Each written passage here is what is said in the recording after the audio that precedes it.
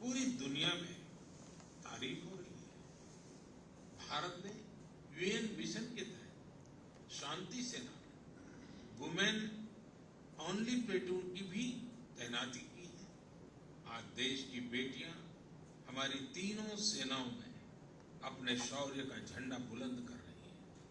Group captain Shaliza Dhami combat unit में command appointment पाने वाली पहली महिला वायुसेना अधिकारी बनी है। उनके पास करीब 3000 घंटे का फ्लाइंग एक्सपीरियंस है। इसी तरह भारतीय सेना की जांबाज कैप्टन शिवा चौहान सियाचिन में तैनात होने वाली पहली महिला अधिकारी बनी है। सियाचिन में जहां पारा -60 डिग्री तक चला जाता है, वहां शिवा 3 महीनों के लिए तैनात रही। साथियों, यह लिस्ट इतनी लंबी है, यहां सबकी चर्चा करना भी मुश्किल है। ऐसी सभी महिलाएं, हमारी बेटियां आज भारत और भारत के सपनों को ऊर्जा दे रही है। नारी शक्ति की ये ऊर्जा ही विकसित भारत की प्राणवायु है। मेरे प्यारे देशवासियों, इन दिनों पूरे विश्व में स्वच्छ ऊर्जा, रिन्यूएबल एनर्जी की खूब बात हो रही है। मैं जब विश्व के लोगों से मिलता हूं तो वो इस क्षेत्र में भारत की अभूतपूर्व सफलता की जरूर चर्चा करते हैं। खासकर भारत सोलर एनर्जी के क्षेत्र में जिस तेजी से आगे बढ़ रहा है, वो अपने आप में एक बहुत बड़ी उपलब्धि है। भारत के लोग तो सदियों से सूर्य से विशेष रूप से नाता रखते हैं। हमारे यहाँ सूर्य की शक्ति को लेकर जो वैज्ञानिक समझ रही है, सूर्य की उपासना की जो परंपराएं रही हैं, वो अन्य जगहों पर कम ही देखने को मिलते हैं। मुझे खुशी है कि आज हर देशवासी सौर ऊर्जा का महत्व भी समझ रहा है और क्लीन एनर्जी में अपना योगदान भी देना चाहता है। सबका प्रयास की यही स्पिरिट आज भारत के सोलर मिशन को आगे बढ़ा रही है। महाराष्ट्र के पुणे में ऐसे ही एक बेहतरीन प्रयास ने मेरा ध्यान अपनी ओर खींचा। यहाँ MSR ऑलिव हाउसिंग सोसाइटी के लोगों ने तय किया कि वे सोसाइटी में पीने के पानी, लिफ्ट और लाइट जैसी सामूहिक उपयोग की चीजें अब सोलर एनर्जी से ही चलाएंगे। इसके बाद इस सोसाइटी में सबने मिलकर सोलर पैनल लगवाए। आज इन सोलर पैनल से हर साल करीब 90,000 किलोवाट आवर बिजली पैदा हो रही है। इससे हर महीने लगभग 40,000 रुपए की बचत हो रही है। इस बचत का लाभ सोसाइटी के सभी लोगों को हो रहा है। साथियों, पुणे की तरह ही दमन दीव में जो दीव है, जो एक अलग जिला है, वहां के लोगों ने भी एक अद्भुत काम करके दिखाया है। आप जानते ही होंगे कि दीव सोमनाथ के पास है।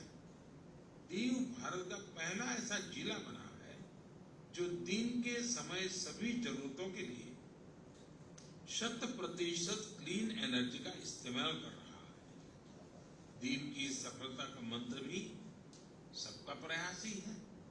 कभी यहां बिजली उत्पादन के लिए संसाधनों की चुनौती थी।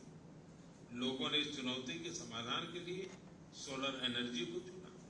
यहां बंजर जमीन और कई बिल्डिंग पर सोलर पैनल्स लगाए गए। इन पैनल से दीव में दिन के समय जितनी बिजली जरूरत होती है, उससे ज्यादा बिजली पैदा हो रही है। इस सोलर प्रोजेक्ट से बिजली खरीद पर खर्च होने वाले करीब 52 करोड़ रुपए भी बचे हैं। इससे पर्यावरण की भी बड़ी रक्षा हुई है। साथियों, पुणे और दीव, उन्होंने जो कर दिखाया है, ऐसे प्रयास देश भर में कई और जगहों पर भी हो रहे हैं। इनसे पता चलता है कि पर्यावरण और प्रकृति को लेकर हम भारतीय कितने संवेदनशील हैं और हमारा देश किस तरह भविष्य की पीढ़ी के लिए बहुत जागृत है। मैं इस तरह के सभी प्रयासों की हृदय से सराहना करता हूं। मेरे प्यारे देशवासियों, हमारे देश में समय के साथ स्थिति परिस्थितियों के अनुसार अनेक परंपराएं विकसित होती हैं। यही परंपराएं हमारी संस्कृति का सामर्थ्य बढ़ाती है और उसे नित्य नूतन प्राण शक्ति भी देती है। कुछ महीने पहले ऐसी ही एक परंपरा शुरू हुई काशी में। काशी तमिल संगमम के दौरान काशी और तमिल क्षेत्र के बीच सदियों से चले आ रहे ऐतिहासिक और सांस्कृतिक संबंधों को सेलिब्रेट किया गया। एक भारत श्रेष्ठ भारत की भावना हमारे देश को मजबूती देती है।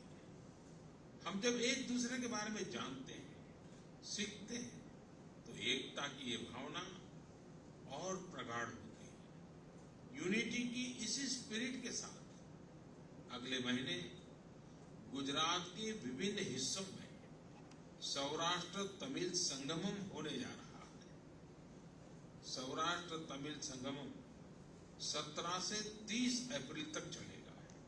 मन की बात के कुछ श्रोता जरूर सोच रहे होंगे कि गुजरात के सौराष्ट्र का तमिलनाडु से क्या संबंध है।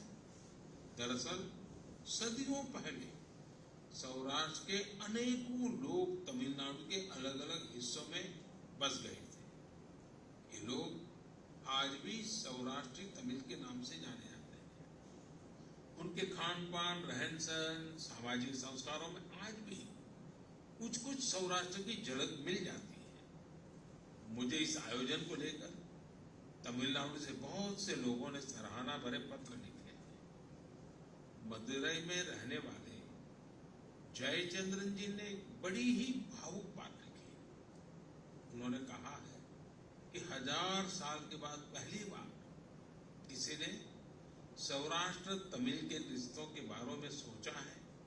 सौराष्ट्र से तमिलनाडु आकर के बसे हुए लोगों को पूछा है। जयचंद्रन जी की बातें हजारों तमिल भाई बहनों की अभिव्यक्ति है। साथियों, मन की बात के श्रोताओं को मैं असम से जुड़ी हुई एक खबर के बारे में बताना चाहता हूं। ये भी एक भारत श्रेष्ठ भारत की भावना को मजबूत करती है। आप सभी जानते हैं कि हम वीर लासित बोरफुकन जी की 400वीं जयंती मना रहे हैं।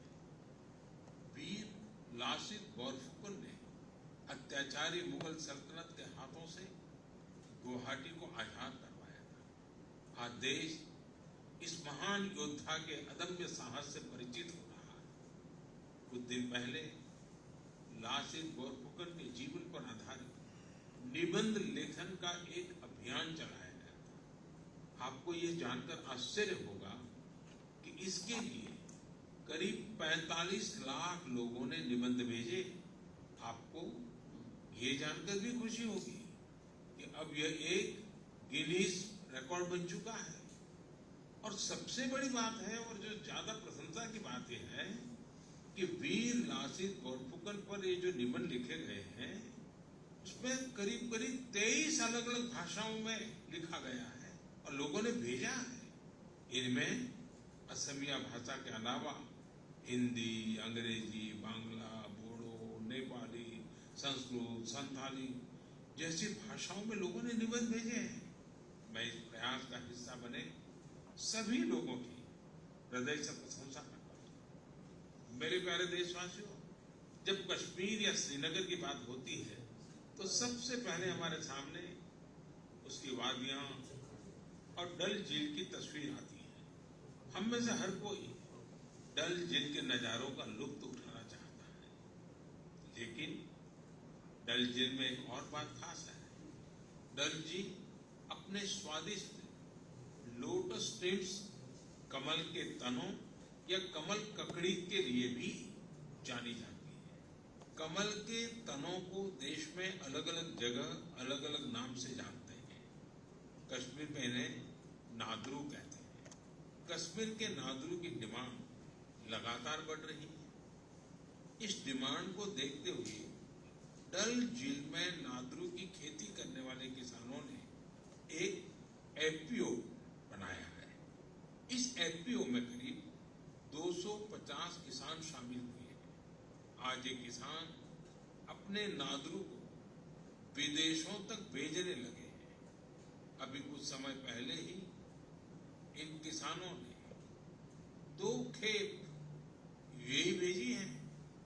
ये सफलता कश्मीर का नाम तो कर ही रही है, साथ ही इससे सैकड़ों किसानों की आमदनी भी बढ़ी है। साथियों, कश्मीर के लोगों का कृषि से ही जुड़ा हुआ ऐसा ही एक और प्रयास इन दिनों अपनी कामयाबी की खुशबू फैला रहा है। आप सोच रहे होंगे कि मैं कामयाबी की खुशबू क्यों बोल रहा हूं? बात है ही खुशबू की, सुगंध की ही तो बात है। दरअसल जम्मू कश्मीर के डोडा जिले में एक कस्बा है भदरवा। यहाँ के किसान दशकों से मक्के की पारंपरिक खेती करते आ रहे थे, लेकिन कुछ किसानों ने कुछ अलग करने की सोची। उन्होंने फ्लोरिकल्चर यानी फूलों की खेती का रुख किया। आज यहाँ के करीब 2500 किसान, 2500 किसान लेवेंडर की खेती कर रहे हैं। इन्हें केंद्र सरकार के एरोमा मिशन से मदद भी मिली है। इस नई खेती ने किसानों की आमदनी में बड़ा इजाफा किया है और आज लेवेंडर के साथ साथ इनकी सफलता की खुशबू भी दूर दूर तक फैल रही है। साथियों, जब कश्मीर की बात हो, कमल की बात हो, फूल की बात हो, सुगंध की बात हो, तो कमल के फूल पर विराजमान रहने वाली मां शारदा का स्मरण आना बहुत स्वाभाविक है। कुछ दिन पूर्व ही कुपवाड़ा में मां शारदा के भव्य मंदिर का लोकार्पण हुआ है। ये मंदिर उसी मार्ग पर बना है जहां से कभी शारदा पीठ के दर्शनों के लिए जाया करते थे। स्थानीय लोगों ने इस मंदिर के निर्माण में बहुत मदद की है। मैं जम्मू कश्मीर के लोगों को इस शुभ कार्य के लिए बहुत बहुत बधाई देता हूं। मेरे प्यारे देशवासियों, इस बार मन की बात में बस इतना ही। अगली बार आपसे मन की बात के 100वें एपिसोड में मुलाकात